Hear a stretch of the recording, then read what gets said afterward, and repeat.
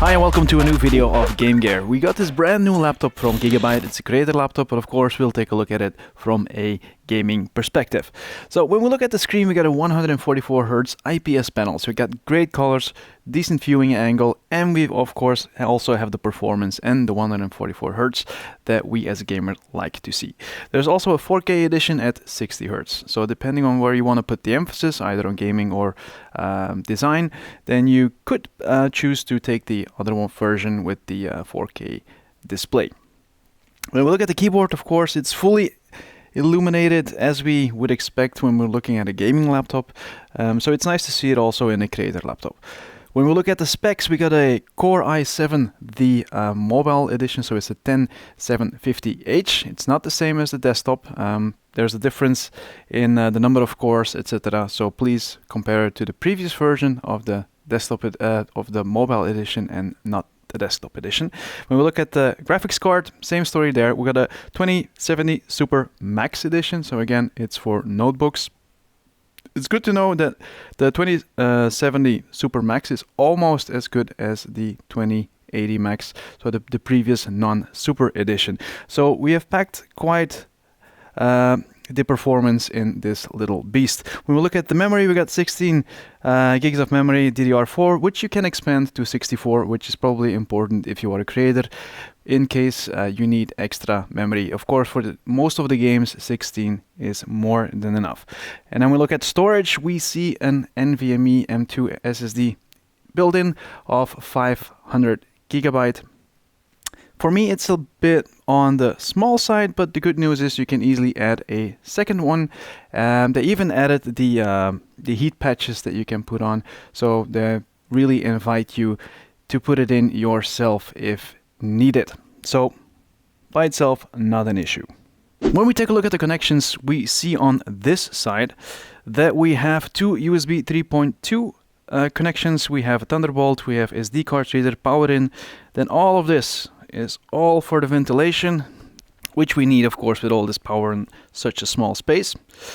Then at the bottom we have speakers here and here, and then on the other side we have the HDMI connection, we have a mini display port, another USB 3.2 port, then we have audio jacks and an Ethernet port, which I definitely like. I don't just want to be forced to use the Wi-Fi network. Now, small note on USB ports, this is USB 3.2 Gen 1. So in my opinion, they missed the opportunity to put in the Gen 2 connector, which is twice as fast as the Gen 1. So before we dive into our test, we're going to take a look at some of the other features that this laptop has to offer. When we look at this little sticker right here, then we come back to the rather big battery that was built into this laptop, which give you up to 8 hours of usage. Again, it's up to. This means that you get about 8 hours under light usage. So it doesn't mean that you can be rendering without using your power brick, or that you can keep gaming for 8 hours. We have to be realistic about that as well. Additionally, we have like a built-in webcam here. The positioning is a bit weird. And additionally, right here in the touchpad, we have a fingerprint scanner. I don't use this, but it's a nice touch. When we look over here, we see also that we have up to 3 times 4K display output, so you can connect different monitors and have a decent output if you want to be editing your photos and stuff like that in 4K. Last but not least, we have the X-Rite Pantone certified display. This means that this great IPS panel has been calibrated to give you the best possible colors, and I have to say it is looking damn good. The first test we are doing is the webcam test and the built-in microphone test. As you can see, the webcam works perfectly fine, only the angle is a little bit weird. You're looking straight up my nose, and that's usually not the place you want to be looking at. The second thing you'll notice, the top of my head is being cut off a little bit, so you'll have to push back the laptop to a position you would normally not do. So you have to create a little bit of distance. So in my opinion, the positioning is less than optimal. I don't see why it would be wrong just to keep it at the top, but hey, it's a design choice and it is what it is. Now we're going to take a look at the microphone. So From this moment, you can hear the recording of the built-in microphone. Now, the first thing you'll notice is that the laptop is a little bit on the noisy side because it has to do so much cooling. So if I'm going to be quiet, you might be able to hear the sound of the laptop itself. So that's what the microphone is picking up. And then if we put on our own microphone a little bit closer to the position of the webcam,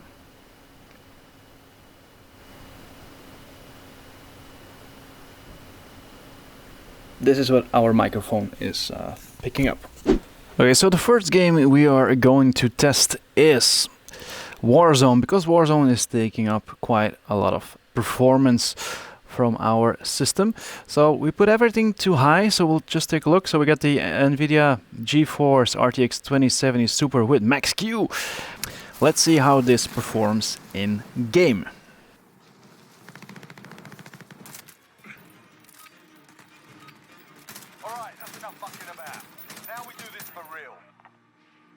Next game we're gonna take a look at is Counter-Strike. Of course, we expect much higher FPS when playing this game. Just to be sure, normally you don't put all settings on high, but we kept everything on high, as you can see. So yeah, as expected, we're going well above the 150, going upwards to 200 FPS, even while we are actively recording.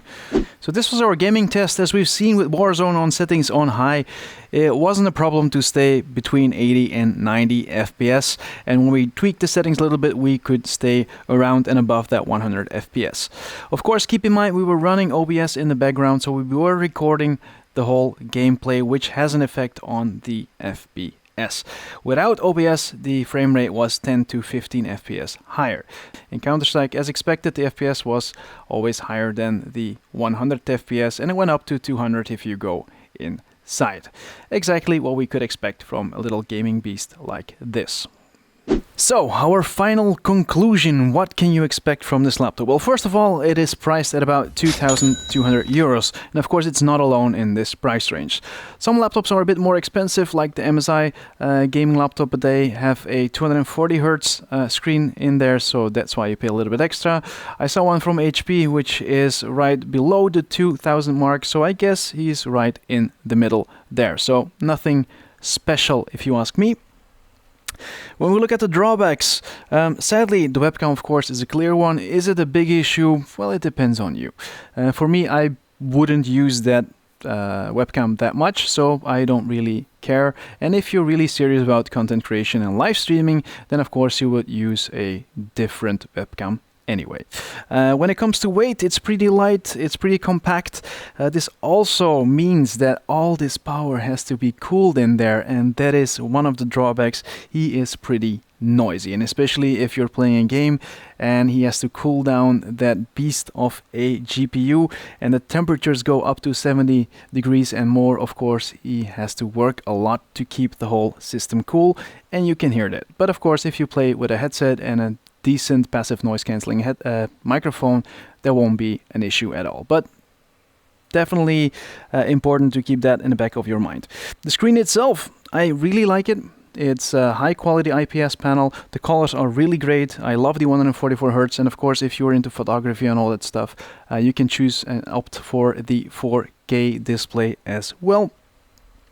Last but not least, I was a little bit surprised how much movement space you have, how much wobble you have on the screen.